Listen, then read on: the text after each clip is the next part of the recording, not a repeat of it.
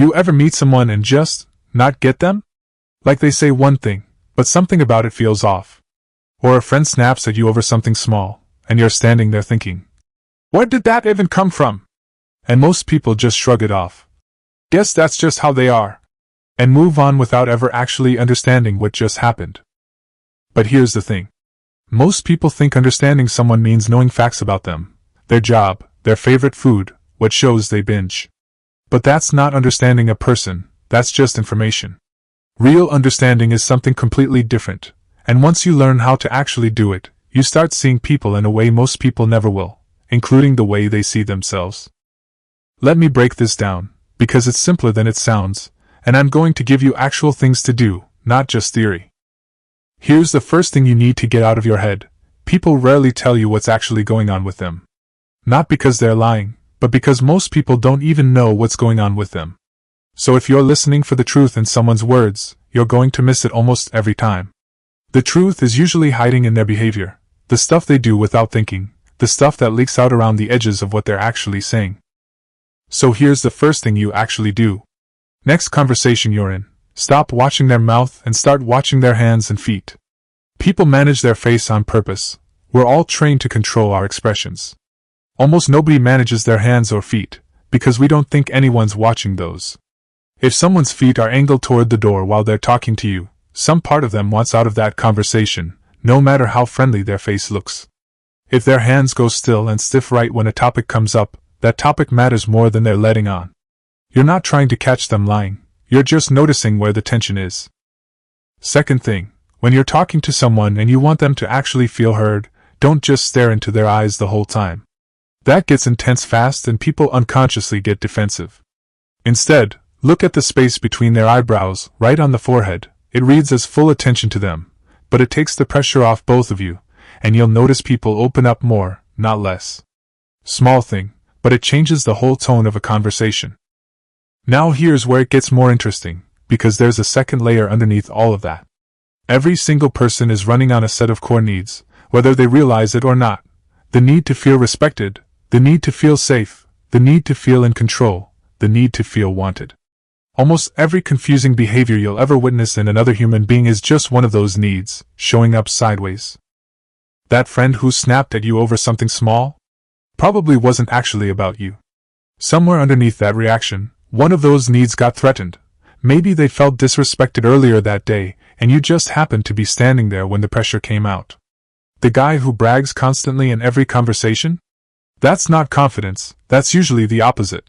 Someone quietly terrified that if he doesn't remind you he's impressive, you'll forget he matters. The friend who always needs to know the plan 3 weeks in advance? That's not control freak energy. That's their nervous system trying to feel safe in a world that feels unpredictable to them. So here's the actual move once you clock which need is showing up. Name it back to them without labeling them. Not, you're being controlling, but something like, I feel like knowing the plan early would take some pressure off you, is that it?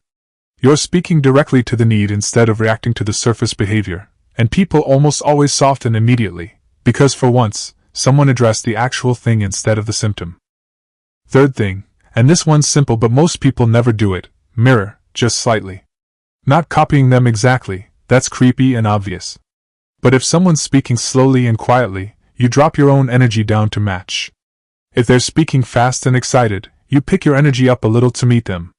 People trust people who feel like they're on the same wavelength, and this is the fastest, most invisible way to create that feeling without saying a single word about it. But here's the part most people skip completely, and it's honestly the most important one. You have to do all of this without judgment. The second you label someone as dramatic, or needy, or arrogant, you stop actually seeing them.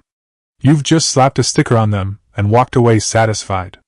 So here's the actual practice. Every time you feel that judgmental label pop into your head, silently replace it with a question instead. What would make a reasonable person act this way? Do this enough times and it stops being a technique and starts being how your brain works by default.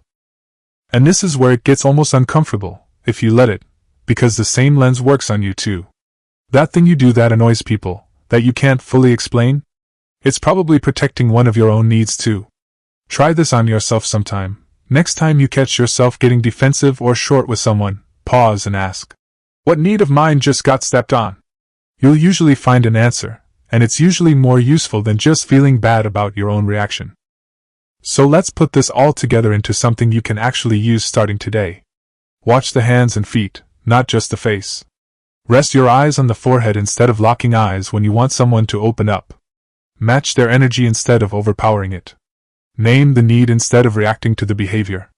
And every time judgment shows up in your head, swap it for curiosity instead. Do this a few times and something strange happens.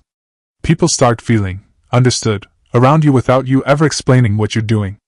They can't quite explain why talking to you feels different, it just does. And that's because most people go their whole lives being reacted to, and almost never actually being seen. That's really what this whole thing comes down to. Understanding anyone isn't about being a genius or reading minds. It's a handful of small habits. Where you look, what you notice, what you say back, done consistently enough that they stop feeling like techniques and start feeling like just who you are. Do that, and you won't just understand people better. People are going to feel completely different around you, because for once, someone actually bothered to look.